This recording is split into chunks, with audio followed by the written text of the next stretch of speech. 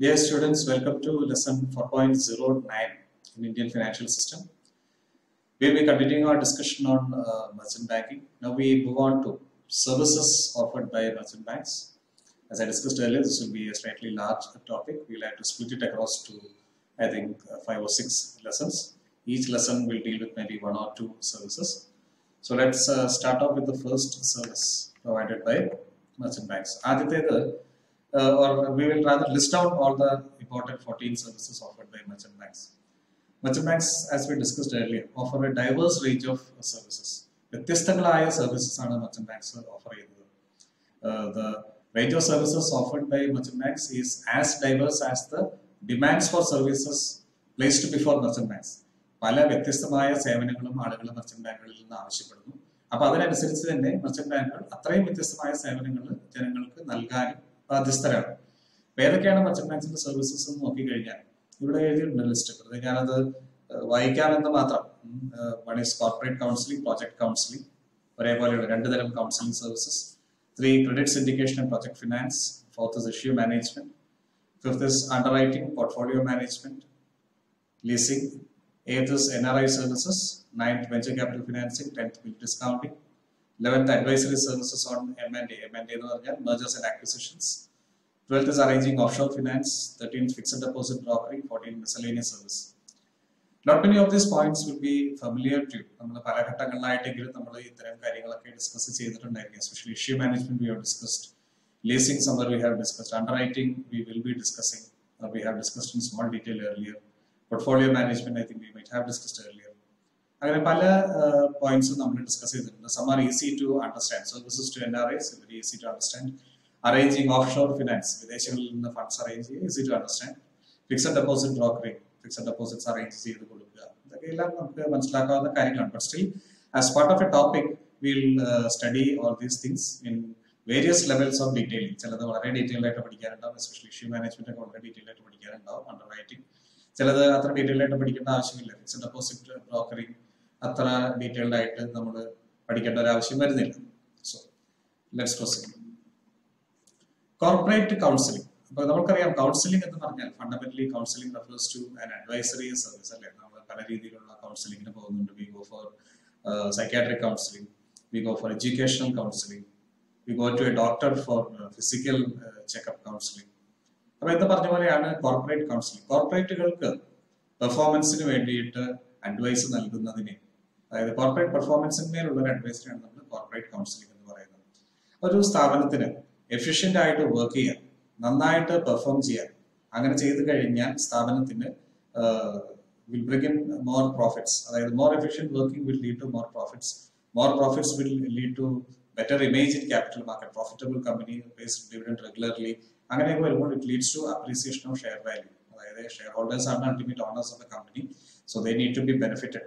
അപ്പൊ എങ്ങനെ shareholder value increase ചെയ്യാം ത്രൂ എഫിഷ്യന്റ് പെർഫോമൻസ്, ഇതിനെന്ത് അഡ്വൈസ് കൊടുക്കണം എന്നുള്ളതാണ് കോർപ്പറേറ്റ് കൗൺസിലിംഗിൽ മെർച്ചന്റ് ബാങ്ക്സ് ചെയ്യുന്നത്. പല രീതിയിൽ ഇത്തരം അഡ്വൈസസ് കൊടുക്കുന്നുണ്ടായിരിക്കും, വ്യത്യസ്തങ്ങളായ അഡ്വൈസുകൾ കൊടുക്കുന്നുണ്ടായിരിക്കും. Actually the merchant banker's role is only restricted to providing advice, studying things and then providing advice. Final decision rests with the management. A merchant banker is not part of the management, he is only an advisor. So he will advise and the management will decide.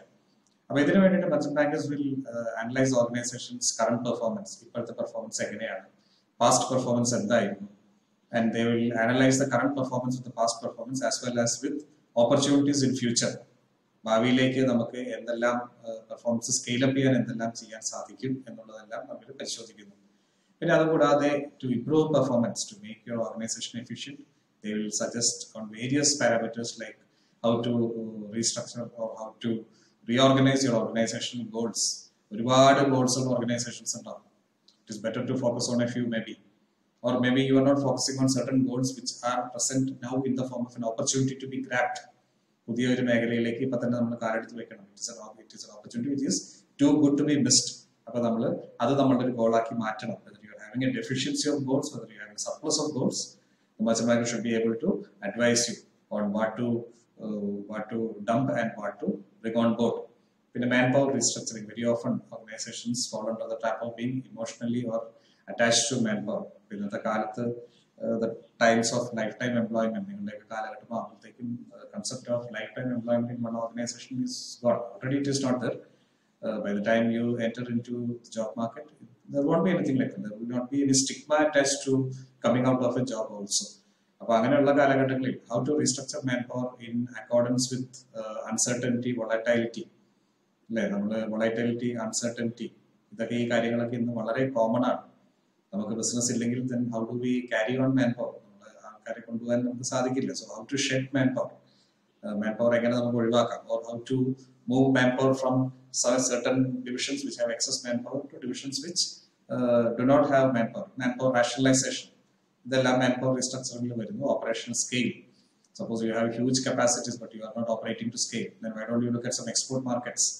So you can scale up your operations. Product mix. ഏതെല്ലാം products നമ്മുടെ ഇതിൽ വേണം, നമ്മുടെ product ലൈനിലെ മിക്സിൽ എന്തെല്ലാം കാര്യങ്ങൾ വേണം, പ്രൈസിംഗ് ഓഫ് പ്രൊഡക്ട്സ്, ഇതിലെല്ലാം ഒരു merchant banker can do study and then he can advice.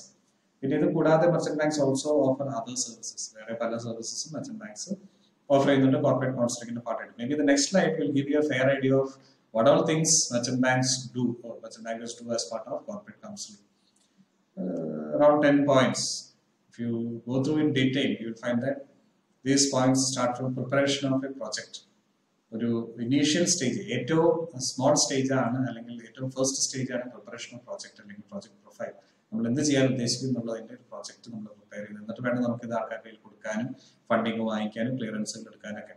അപ്പൊ ഇങ്ങനെയുള്ള കാര്യങ്ങൾ പ്രോജക്റ്റ് പ്രിപ്പയർ ചെയ്യുന്നത് മുതൽ അതിനുശേഷം ഈ പ്രൊജക്ട് നമ്മൾ ഒരു ബിസിനസ് എസ്റ്റാബ്ലിഷ്മെന്റ് ആക്കാൻ വേണ്ടിയിട്ട് അപ്രൂവൽസ് എടുക്കുന്നത് ഉൾപ്പെടെ, ഫോറിൻ കൊളാബറേറ്റേഴ്സ് അറേഞ്ച് ചെയ്യുന്നത് മുതൽ, നമ്മൾ ബിസിനസ് സ്റ്റാർട്ട് ചെയ്ത് ഫർദർ ഓപ്പർച്യൂണിറ്റീസ് ഉണ്ടെങ്കിൽ വീണ്ടും പ്രോജക്ട്സ് സ്റ്റാർട്ട് ചെയ്യാൻ നമുക്ക് പ്രോഫിറ്റബിൾ ആയിട്ട് നമുക്ക് ഇൻവെസ്റ്റ് ചെയ്യാൻ പണം ഉണ്ടെങ്കിൽ അടുത്ത പ്രോജക്റ്റിലേക്ക് നീങ്ങുന്നത് വരെയുള്ള ഒരു ലോങ് റേഞ്ച് ഓഫ് ആക്ടിവിറ്റീസ് അല്ലെങ്കിൽ ഒരു diverse set of activities merchant banks corporate counseling ഭാഗമായിട്ട് കൊടുക്കുന്നു. I did not read out all these one by one. It's already available in front of you on the screen. Only thing that is to be remembered is that starting from preparation of one project to setting up a business and then investing further funds you have in the business to start further projects. ഇതുവരെയുള്ള കാര്യങ്ങളിൽ ഒരു merchant bank corporate കൗൺസിലിംഗിന്റെ ഭാഗമായിട്ട് ചെയ്യുന്നു. അടുത്തത് project counselling. നമ്മൾ നേരത്തെ പറഞ്ഞു project എന്ന് കഴിഞ്ഞ സ്ലൈഡിൽ കാര്യമായിട്ട് പറയുന്നുണ്ടായിരുന്നു. അപ്പോൾ ഇവിടെയാണ് പ്രൊജക്ട് കൗൺസിലിംഗ് എന്ന് പറയുന്നത് കോർപ്പറേറ്റ് കൗൺസിലിംഗിന്റെ തന്നെ ഒരു പാർട്ടാണ്. പ്രധാനമായിട്ടും പ്രൊജക്ട് റിപ്പോർട്ടുകൾ പ്രിപ്പയർ ചെയ്യുക, നിങ്ങളുടെ പ്രൊജക്ടിന് ഏത് രീതിയിലുള്ള ഫണ്ടിങ് വേണം. നമ്മൾ പലപ്പോഴും പറയാറുണ്ട് ഡെറ്റ് ഇക്വിറ്റി റേഷ്യോ ഒക്കെ. അപ്പോൾ ഡെറ്റ് ആയിട്ട് വേണോ പ്രൊജക്ട് ഫണ്ട് ചെയ്യാൻ, ഇക്വിറ്റി ആയിട്ട് വേണോ പ്രൊജക്ട് ഫണ്ട് ചെയ്യാൻ, അത് തീരുമാനിച്ചു കഴിഞ്ഞാൽ പ്രൊജക്ട് പ്രിപ്പയർ ചെയ്തിട്ട് നിങ്ങളുടെ പ്രൊജക്ട് ഫിനാൻഷ്യൽ ഇൻസ്റ്റിറ്റ്യൂഷൻസിന് അപ്രൈസലിന് കൊടുക്കണം. കാരണം if you are planning to approach some institution for funding, they will need to study your project, they will need to appraise your project, they need to evaluate your project. അപ്പോൾ അതിന് financial ഇൻസ്റ്റിറ്റ്യൂഷൻസിനെ കണ്ടുപിടിക്കുക, അവർക്ക് നിങ്ങളുടെ report present ചെയ്യുക, അവർക്ക് clarifications വേണമെങ്കിൽ കൊടുക്കുക, ഇതെല്ലാം അതിൽ വരുന്നു. Preparation of project reports important ആവുന്നത് എവിടെ നിന്നെന്ന് ചോദിച്ചു കഴിഞ്ഞാൽ നിങ്ങൾക്കൊരു സ്റ്റാർട്ടിംഗ് പോയിന്റ് വേണം. ആ സ്റ്റാർട്ടിംഗ് പോയിന്റ് ആണ് പ്രോജക്ട് റിപ്പോർട്ട്. ആ പ്രോജക്ട് റിപ്പോർട്ട് പ്രിപ്പയർ ചെയ്താൽ മാത്രമേ നിങ്ങൾക്ക് ഗവൺമെന്റ് അപ്രൂവൽസ് കിട്ടുള്ളൂ, ഫിനാൻസ് കിട്ടുള്ളൂ. നിങ്ങളുടെ പ്രോജക്ട് ആർക്കെങ്കിലും പ്രസന്റ് ചെയ്ത്, suppose you are planning for some detailed or multiple sources of finance, അവർക്കെല്ലാം നിങ്ങളുടെ പ്രോജക്റ്റ് നിങ്ങൾ സെൽ ചെയ്യണം. See my project, it will give you good returns, it is beneficial for the society, it is meeting an unmatched demand or it is meeting an unfulfilled demand. ഇങ്ങനെ നമ്മൾ you market your project. അതുകൂടാതെ then you may go in for public issues. Public ഇഷ്യൂന് പോകുമ്പോൾ നിങ്ങളുടെ project report ഉണ്ടായിരിക്കണം. നിങ്ങൾക്ക് പല രീതിയിലുള്ള അപ്രൂവൽസ് ക്ലിയറൻസസിനൊക്കെ വേണ്ടിയിട്ട് you may need to submit your project report before you plan to go in for a public issue.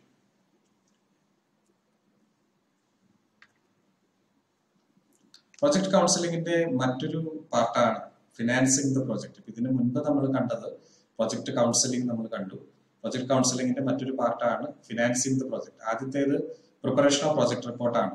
രണ്ടാമത്തേത് ഫിനാൻസിങ് ദ പ്രോജക്ട്. നിങ്ങൾ പ്രോജക്ട് റിപ്പോർട്ട് പ്രിപ്പയർ ചെയ്ത് കഴിഞ്ഞു കഴിഞ്ഞാൽ നമ്മൾ നേരത്തെ ഡിസ്കസ് ചെയ്തു പല സ്ഥലങ്ങളിലേക്ക് നിങ്ങളുടെ ഫണ്ടിങ്ങിന് വേണ്ടി പ്രോജക്ട് റിപ്പോർട്ട് പ്രസന്റ് ചെയ്യേണ്ടി വരുന്നു.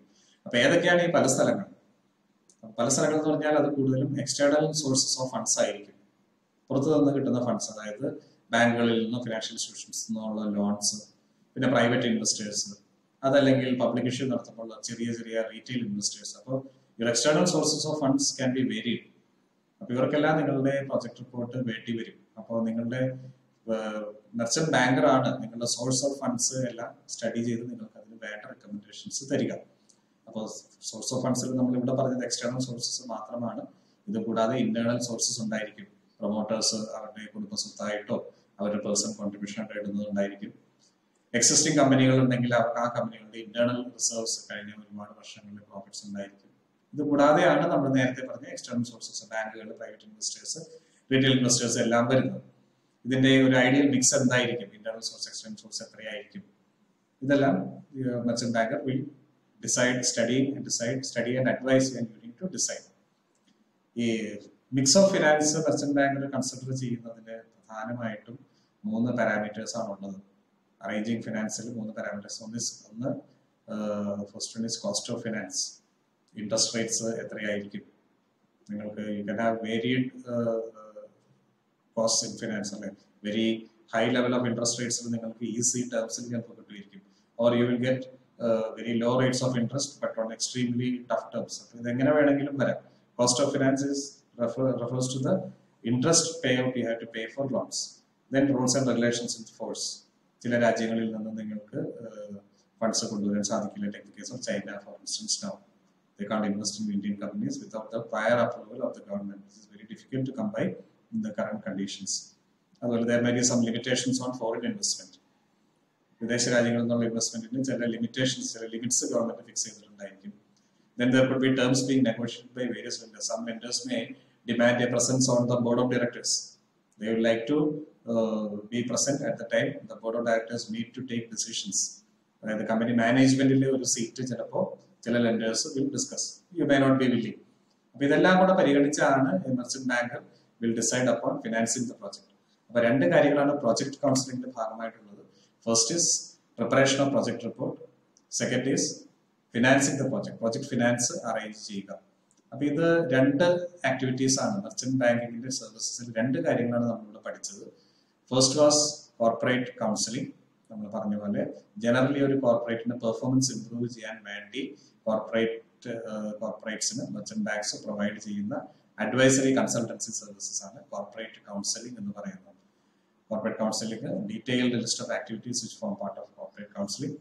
Added to the project counseling. Project counseling is also part of corporate counseling. Why we are taking it separately is because it is a very important part of corporate counseling. Corporate counseling is 2 കാര്യങ്ങളാണ് ഉള്ളത്. First is preparation of project reports.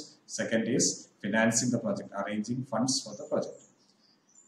Now next lesson we will move to yet another set of services provided by or which form part of merchant banking. We'll deal that in the next chapter, in the next lesson, which will be 4.10. Until we meet up to discuss that, goodbye and thank you.